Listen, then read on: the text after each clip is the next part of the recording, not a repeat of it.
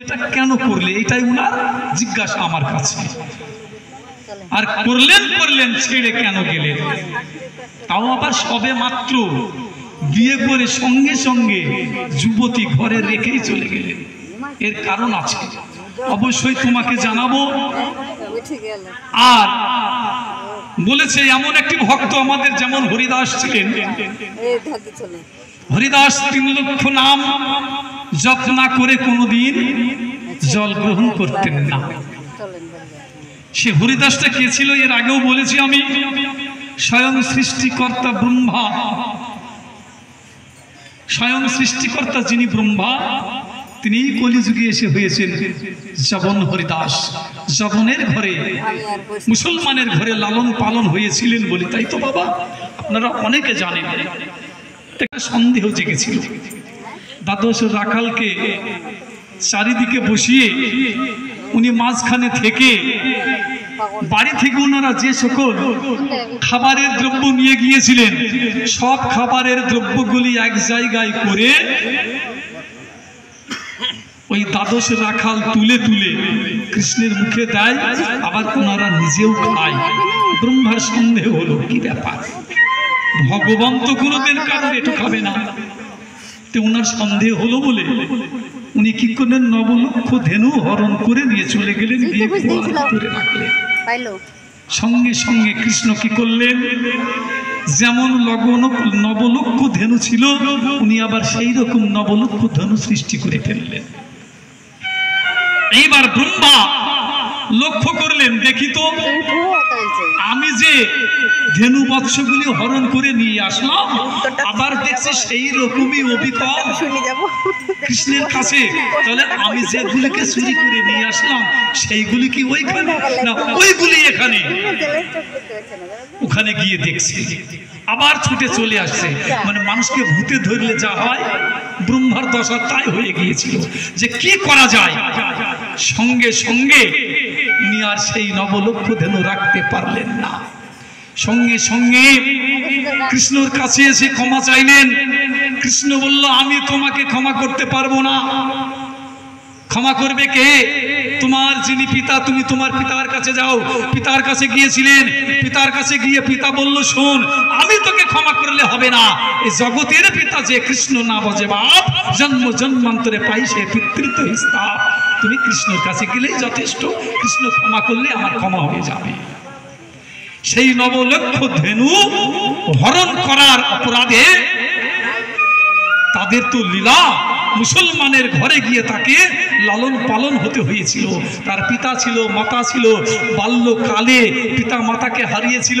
উনার পিতার বন্ধু হাবিবুল্লাহর ঘরে উনি লালন পালন হয়েছিলেন বলে ওনার নাম রেখেছিল হ্যারিস। এই হ্যারিস থেকেই নামটা এসেছিল হরি দাস। এই কারণের জন্য মুসলমানের ঘরে তিনি লালন পালন হয়েছিলেন। আমি খুব ছোট্ট করে সংক্ষেপে বললাম, বড় করে বলতে গেলে অনেক ধৈর্যের প্রয়োজন আছে, বেশি বড় করা ভালো না।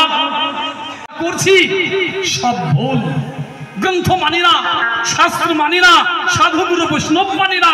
আমরা কলিযুগে এসে আমার মতো মানুষ সন্ন্যাস গ্রহণ করি, কত কি করি বাবা, করছি না। ভেগ নিচ্ছে, ভেগ কি জিনিস শাস্ত্র গ্রন্থ পড়লে এসবগুলো বোঝা যাবে। কলিযুগে মহাপ্রভু 5টা জিনিসকে বর্জন করেনি বাবা। কি বর্জন করেছিলেন? বললেন, অশ্বমেধহং গবলম্ভন পাল পৈতৃকম সন্ন্যাসম দেবরেণ সুত উৎপত্তি তলৌ পঞ্চ বিবর্জয়েৎ। বললেন কলিযুগে 5টা জিনিসকে বর্জন করে দাও। কি কি বললেন?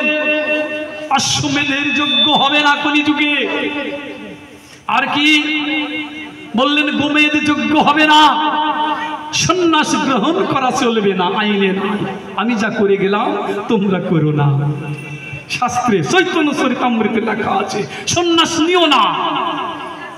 আর কি বললেন? পিতা মাতার শ্রাদ্ধে মাংস ব্যবহার করো না। পলপৈতৃকম দেবরেণ সুত উৎপত্তি কলৌ পঞ্চ বিবর্জয়েৎ। বললো দেবর দ্বারা সন্তান উৎপত্তি করো না। এই 5টা জিনিস নিষেধ করে গেলেন আমাদের। আমরা কয়টা মানি বাবা? মানি কেউ? মানছে না, তেমনি কি হবে? কলিযুগে ঘরে ঘরে বৈষ্ণব হবে, হাসিতে খেলিতে তারা নরকে যাবে। নীতি তো নাই। সন্ন্যাস গ্রহণ করতে হলে সন্ন্যাসের আগে নিজেকে বৈরাগ্য হতে হয়, আর যার বৈরাগ্য হয় সেই বৈরাগ্যটাই সন্ন্যাস নেবার অধিকারী হয়, তার আগে নয়।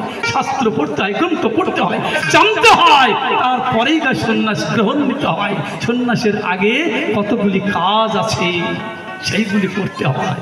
এই বাঁশি কাঁদতে লাগলে বিষ্ণুপ্রিয়া যদি না কাঁদত জগৎ কাঁদত না, আর বিষ্ণুপ্রিয়াকে না কাঁদালে জগৎ বুঝতে পারতো না যে ত্যাগ কাকে বলে। এই জন্যই ছেড়ে গেলেন। আর একটা কারণ আছে, দেখো মহাজন কি বলছে শুনে দাও। ওরে রাম লক্ষ্মণ সীতা ছিলেন পঞ্চবটির বনেতে, পঞ্চবটির বনেতে বিষ্ণুপ্রিয়া ছিলেন সীতা ত্রেতা যুগেতে। খুব খুব হিসাবের পদ বাবা, কোনো তালটি পাল্টি করা যাবে না। একই মহাজন প্রশ্ন করেছে, একই মহাজন উত্তর দিয়েছে, একদম সাজানো পদ। আমাদের কাছে সব তৈরি আছে, সব সাজানো, গৌর গৌর। কেন ছেড়ে গেলেন পুরুষ পরিষ্কার দেওয়া আছে। বিষ্ণুপ্রিয়া ছিলেন সীতা ত্রেতা যুগেতে, বিষ্ণুপ্রিয়া ছিলেন সীতা ত্রেতা যুগেতে। আবার রাম লক্ষ্মণ সীতা ছিলেন,